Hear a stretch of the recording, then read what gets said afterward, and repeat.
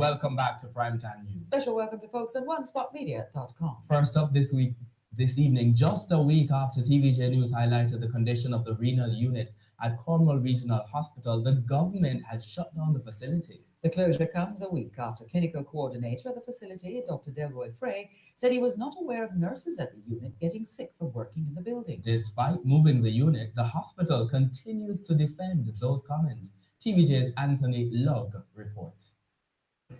I'm sitting here just outside the renal unit at the Cornwall Regional Hospital. On a typical day, patients who come here for treatment would use this bench when it gets cold inside. But as you can see, there are no patients in sight. Locked doors, empty chairs, and the AC units off. It's a clear indication the renal unit of the Cornwall Regional Hospital is closed. Last Thursday, our news team released information that nurses at the renal unit have been coughing up blood and complained of rashes and respiratory illnesses. When we contacted clinical coordinator at the Cornwall Regional Hospital, Dr. Delroy Frey, we were told he's not aware of such reports. That comment sparked this response from a nurse. I don't understand why is Dr. Frey denying knowledge of this issue. Why move one staff and not the entire unit? By Friday, the staff were transferred. So if those reports did not reach Dr. Frey on Thursday, why was staff transferred on Friday? The day after I spoke to you, when we visited the renal unit, we realized there were people there that were complaining of, air quality issues. And we realized that it would be best to have them removed as well. So immediately we make arrangement to use the private facilities outside to provide the service. Those are the Rafa, Sunshine, and the Zerelec Dialysis Center. The staff and patients are breathing a sigh of relief since they've been moved off the building. Just the skin we use itch us when we go in the morning and such like. After we leave out, and so the skin itches very bad. So when you go home, like the clothes that you wear this morning, you can't wear it back unless it wash or such like, because you have a lots of shine thing like some glassy on your clothes. I'm not a part of it, but even if I stop bringing that person who are bringing, we still would have to come look for the people then, because it's like it's a family. The patients say they were informed about the changes over the weekend, so the process was smooth. Director of the Zerelec Dialysis Center spoke with our news team. We've been able to consolidate our patients into 3 days. So the other days, so Monday, Wednesdays, and Fridays, we've managed to allocate those days to our patients. So Cornwall Regional staff, they've got full access to our facility on a Tuesdays, Thursdays, and Saturdays. In the meantime, work is on the way on Block D of the nurses quadrant, where the renal unit is expected to be transferred within 4 weeks. Anthony Lugg, TVJ News.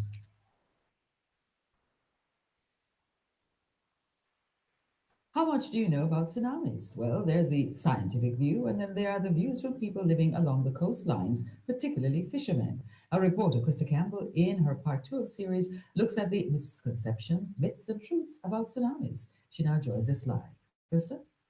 Thank you, Doreen. Computer animation gives an idea of the likely scenarios that could play out should a mega tsunami hit the island, how far inland tsunami waves could travel, and the areas most vulnerable in Jamaica. We're exploring all these issues in the final 2 parts of this primetime news feature.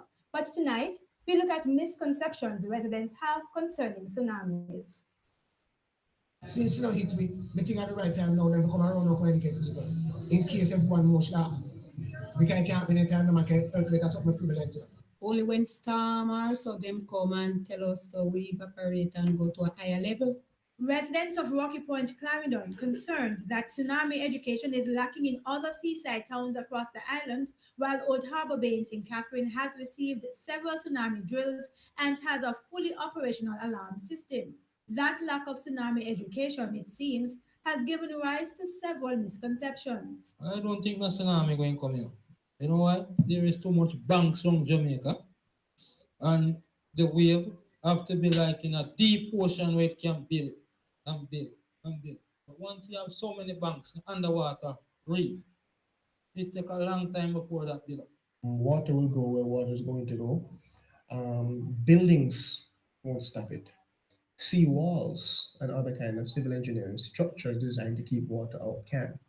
So you build breakwaters, you build these kind of things that will mitigate, redirect water from coming into a particular area. Raytown, Rocky Point are coastal communities. You cannot rule out a coastal event affecting you. Geologist Dr. Paris Liawayi has developed animated video showing how tsunamis of varying size could impact coastal areas in Jamaica, like downtown Kingston. Still, there's at least one perception in Rocky Point, Clarendon, that the waters there are too shallow for a tsunami. Online videos paint a clearer picture of tsunamis. Here's what happens in deep waters. But when the waves hit shallow parts, as was the case in the 2011 Japan tsunami, friction from the seafloor close to shore slows the waves but pushes them higher and further inland. The result is catastrophic. Dramatic images were captured from high rise buildings in Japan, high up and away from the disaster. ODPM, Officer of Disaster Preparedness Management, needs to make a building somewhere in St. Catherine which can firm for when people evacuating. It can contain even 1,000 people. But Dr. Liawayi says persons can be easily trapped inside such buildings after a mega tsunami hits, so the best line of defense is evacuation. In the third and final part of this feature, we look at particularly vulnerable areas the geologist wants the government to give special attention as part of any tsunami preparation plan and hear what natural defense means we can use to lessen the impact of mega tsunamis. Archie, it's back to you. Well, it's back to me. Thank you, Krista. Gunmen continue to go on a rampage in Denhamtown, Kingston, killing 2 people, despite the area still being a zone of special operation. To date, 6 people have been killed in that zone, all since the scaling down of the police military presence in the area. TVJ's Kirk Wright has that story. The zone of special operations is still in operation in Denhamtown, Kingston, but with reduced numbers of military and police personnel and dismantled checkpoints. Few members of the security forces have emboldened gunmen who continue to show disregard for the crime-fighting measures. The latest attack is the shooting of a man on Bread Lane. Residents say the man is a vendor with no connection to gun running. At about 12:30 p.m. today, a man was walking close to where he resides at 19C Bread Lane. He was attacked from behind by assailants who were armed. They opened fire on him, hitting him all over his body and his head. At the end of the shooting, when it subsided, police came on the scene very quickly. The injured man was assisted by members of the Zozo team that is operating very close by. He was taken to the hospital and is undergoing treatment. The police recovered over 15 spent shells from the scene and are yet to determine the motive for that shooting. But that was not the only shooting in Denhamtown. About 6:20 last evening in Golden Heights, spectators and men who were playing a game of football were attacked and shot. It happened literally across from the military base in the area. 5 people were shot. A woman and a man were killed. The man has been identified as Tajid or Fretdem. He was said to be a spectator. The woman has been identified as Jennifer Bruce. It's understood she was shot meters away while the shooter was escaping. As it relates to the reasons for last night's shooting, though, any IR? What we are gathering so far is that the shootings are gang related. Sporadic gunfire still being heard in the area, but the area has been saturated with members of the military and the police force. The soldiers have their eyes in the sky and boots on the ground. So too is the police force. They have officers stationed in Golden Heights. One interesting thing I've been told recently that the divisional police are not able to conduct operations in the Zozo. Why is that so? I'm not aware of those that allegation. The divisional police has assisted us in the early stage of this investigation, and the members of the Zozo team are holding the fort, so to speak. It's just that they can't be everywhere at the same time, but we're trying our best to approach those that are responsible for these shootings because they took place very close to the post that is those officers were working. So Archie Doreen, I've been speaking to police sources and also residents of Denhamtown, and what I've gleaned so far is that even though the killings had stopped before the zone of special operation was scaled down, people who live in the area and who are somehow connected to the ongoing gang war were still being killed just outside the zone. Now it appears that since the resources have been shifted, the gangsters are taking advantage of that and have gone back to attacking one another. Archie Doreen? Thank you, Kirk. As traffic and other delays in connection with the state of public emergency in St. Catherine North continues, the police are asking law-abiding citizens to be patient with the crime-fighting measure. Following a community meeting at the Macaulay Primary School in Spanish Town recently, Operations Officer for the St. Catherine North Division, Superintendent Rosford Hardy, said the measure has been reaping success. Look at the benefits. It's working and we need the support. We are all in this thing together and we are asking our citizens to understand that we will not allow the space to go back to what it. Representatives of the Jamaica Public Service Company, the Registrar General's Department, the Child Development Agency, and the Center for Investigation of Sexual Offences and Child Abuse, CISOCA, were also at the meeting. The meeting sought to bridge the information gap between residents and stakeholder groups. With two gangs operating in the Spanish Town area, Superintendent Hardy listed parenting as one area that residents should focus on. Arms by your children because they might end up in the wrong arms. When they come to you, find time. Never be too busy to listen to those children. And I'm saying this because I'm a father. Our top story this evening: shut down. Patients and staff at renal unit of Cornwall Regional Hospital relocated due to noxious fumes. And in business news update, Tullow Oil on its oil exploration efforts off Jamaica's south coast. We'll be right back. Feel the difference with affordable air conditioning units from Quartz. Right now, you can beat the heat with split units starting at only $32,999 or $579 weekly. Pay nothing down on 3 to 36 months credit. So commit to Quartz today and get the air conditioning unit that gives you the cool comfort you want for as low as $32,999. Ask about air conditioning installation and servicing provided by our certified technicians. Quartz, bringing value home. Conditions apply. Sagicor Bank, oh, they are great. All of my credits and all of that was abroad, and still they found a way to help me. The time by Sagicor Bank is. Listen up, Jamaica. Digicel is giving you what you want.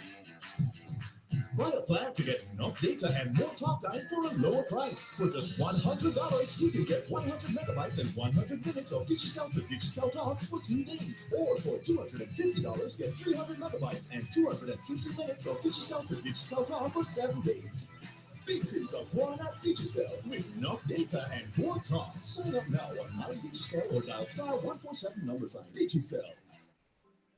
Jamaica, I can help you protect our citizens. Jamaica Eye will play a part in increasing your public safety.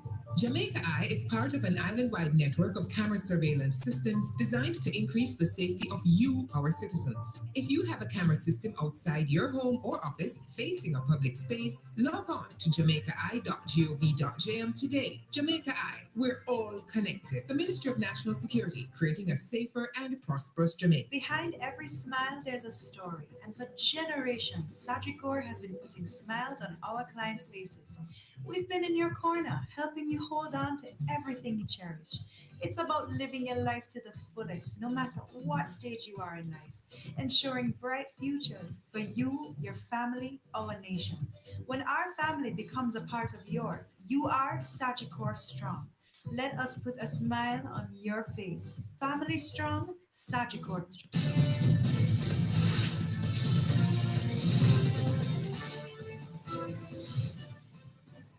Welcome back. Continuing the news. The government is this evening responding to concerns about the transparency of the master plan for the development of Bernard Lodge in St. Catherine. Minister without portfolio in the Ministry of Economic Affairs and Job Creation, Daryl Vaz, insists that the Andrew Holness-led administration has nothing to hide. TVJ's Janella Pursues has more in this primetime news follow.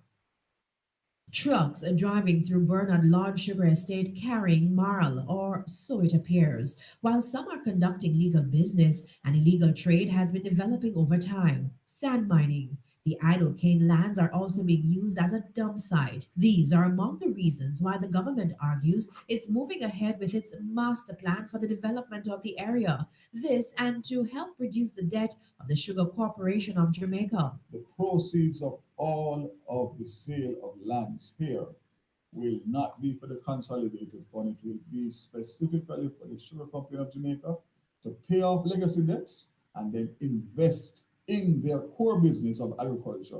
Fix up the pumps that are not working out there in the Bernard Lodge area, the pipes that have been stolen, the land that has been mined out, the land that has been dumped, the land that has been squatted. They will have the ability to address that because they will have a positive cash flow. The proposal is to build 17,000 houses. Mr. Vaz, however, says the sale of the lands began under the previous administration, with 351 acres being sold for housing. In the current government's plan, a little over 4,000 acres will be used. Mr. Vaz stressed there is an agricultural component. It's also taken heavily into consideration how do we get the job creation and the growth, which is my responsibility, or part of my responsibility, being in this ministry.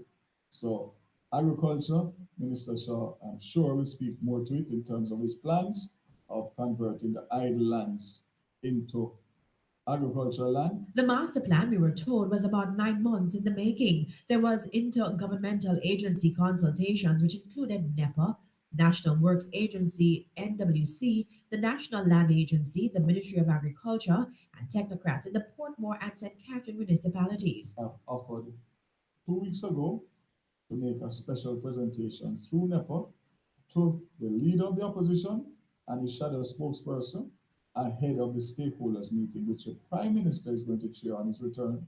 And I'm expecting to have that meeting within the next week, 2 weeks, based on his diary when he returns. The Prime Minister, he adds, will also announce an enterprise team which will oversee the implementation of the infrastructure requirements. The template will be set by the government, but the implementation will be through the enterprise team.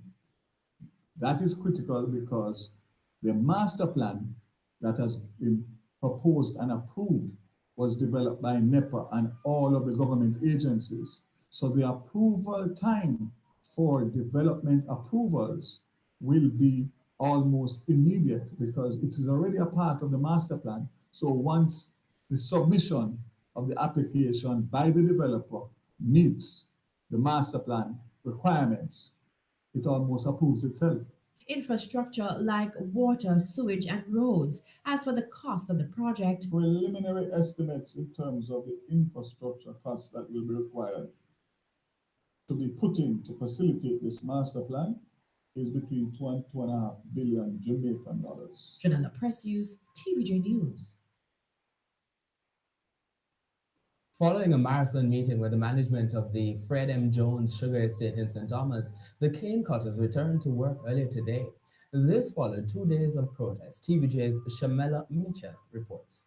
Almost 200 cane cutters employed to the Fred M. Jones Estate in St. Thomas stayed off the job Monday and Tuesday.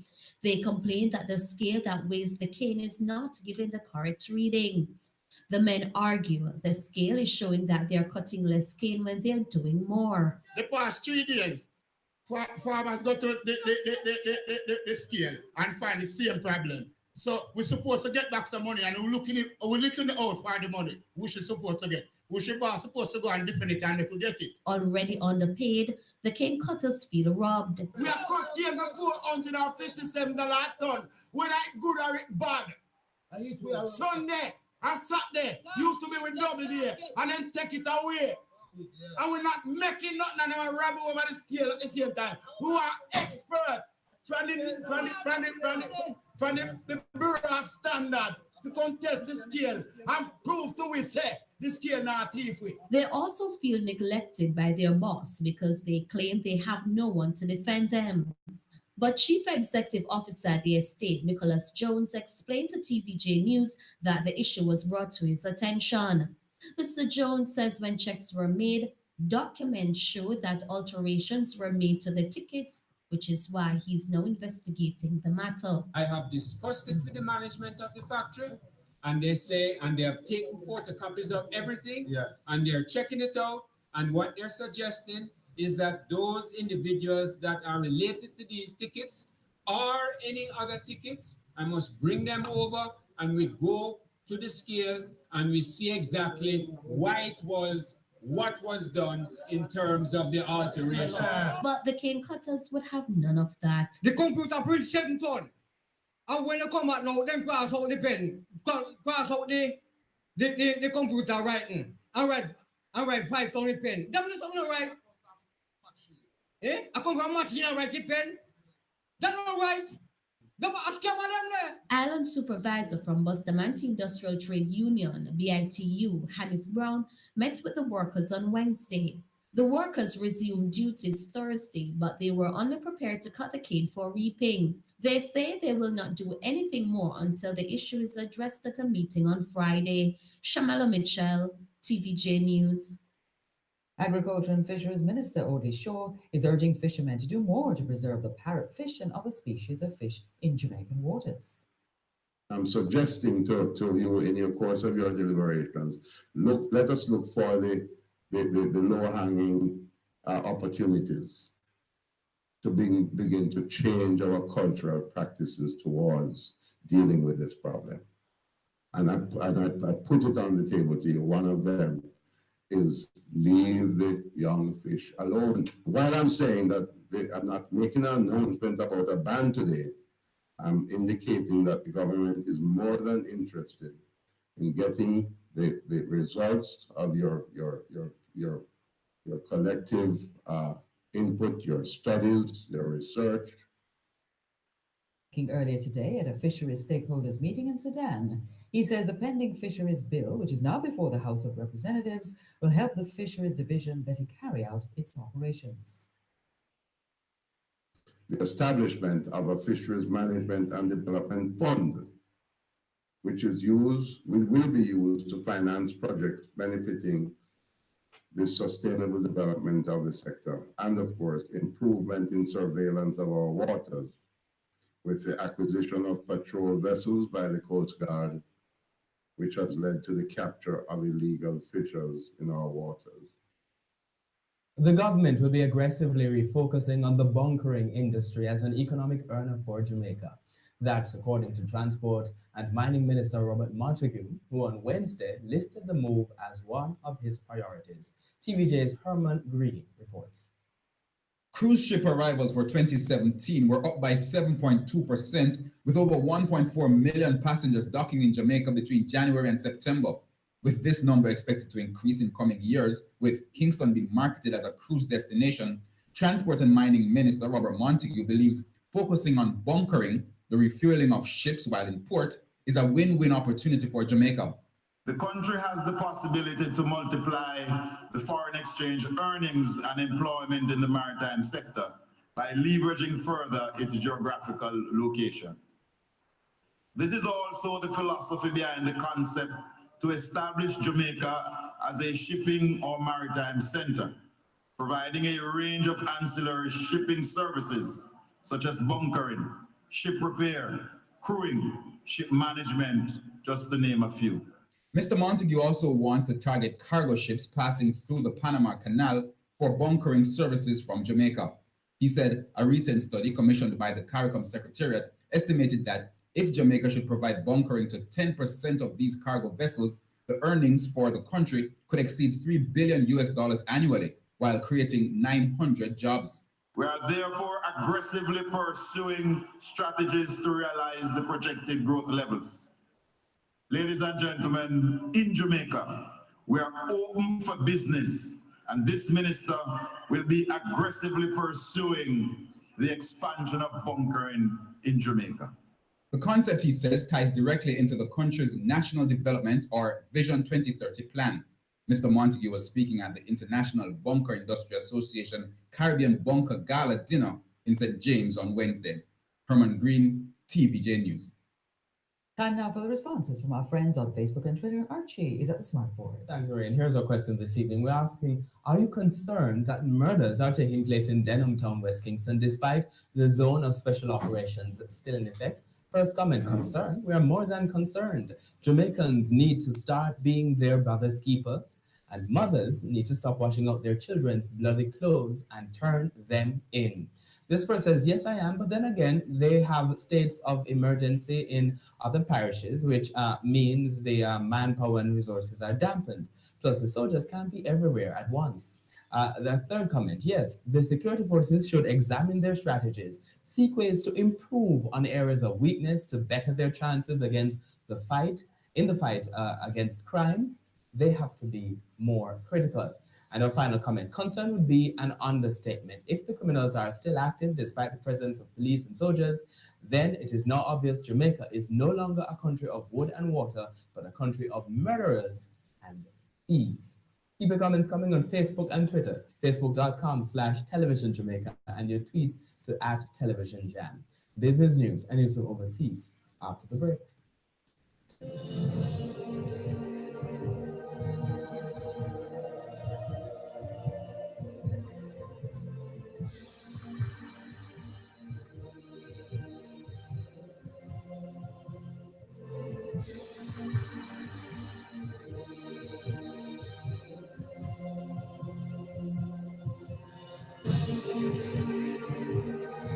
If you have information about any of these missing persons, please call 119 or the nearest police station.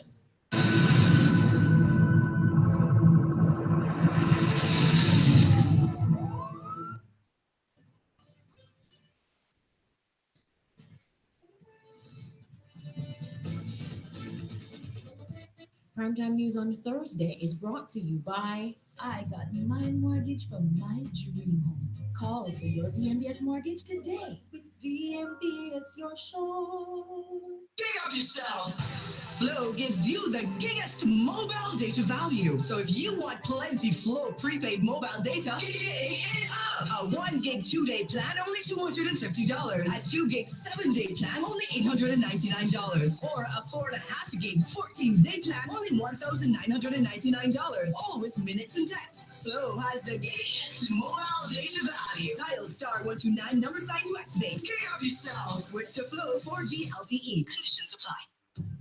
Laws have now been passed that will help transform Jamaica. New Integrity Commission established with special power to prosecute the corrupt. Independent broker to target serious crime, high-level corruption, and break up criminal gangs. New campaign finance reform, making donations to political parties less secret. All political parties must now be registered. Judges are now more accountable for consistent sentencing. Strong advocacy from NIA and other organizations have contributed to these positive developments. Now we must all come together to enforce the law without fear or favor on the small and the big. One law for all. A message from National Integrity Action. That is what happened. Jason teacher just messaged me. Something about how I'm fresh. Jason is normally fresh with people. Man, go down there right now. What was the problem, Beth? Sun fresh. Sun fresh? The teacher said Jason uniform smells so fresh. She want to know which detergent we use. All soap sun, but only one sure to leave your clothes with a long-lasting freshness. Sun fresh. The merger is looking good to me. It's like a one-stop shop for technical training and certification. The time by the Heart Trust NTA is the Business Day on Thursday, brought to you by. I went into Sagicor Bank and I got the assistant from the bank.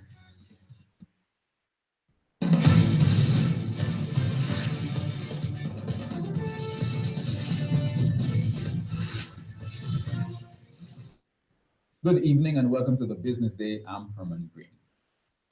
Tullow Oil says its oil exploration efforts off Jamaica's south coast is more than 45% complete. The company, which is conducting 3D seismic surveys, started the work in April. It says the work has gone well so far. The 3D seismic survey is the most advanced study ever carried out in Jamaica's offshore to determine if the country has potential oil or gas reserves. The seismic work is expected to last up to 60 days, after which the data will be analyzed.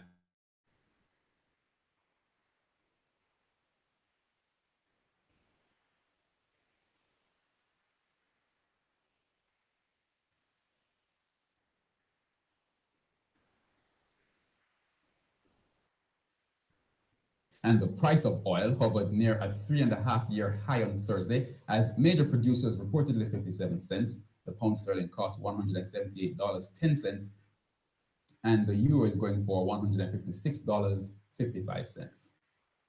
Mayberry Investments reports its profits for the 3 months to the end of March was $239 million. The profit represents strong growth from the $607,000 earned in the same period a year ago.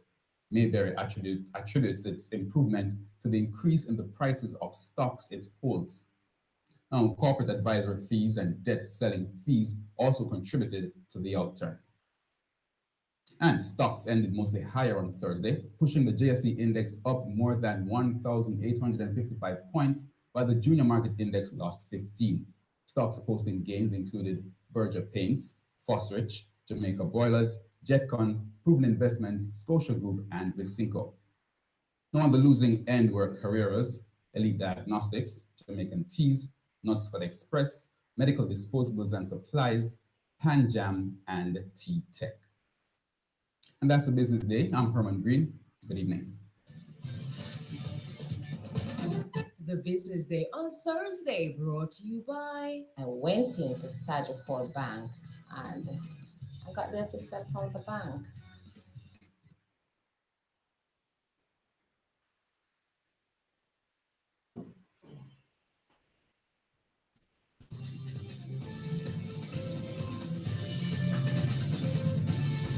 News further afield now. His last name is not Castro, but the new president of Cuba is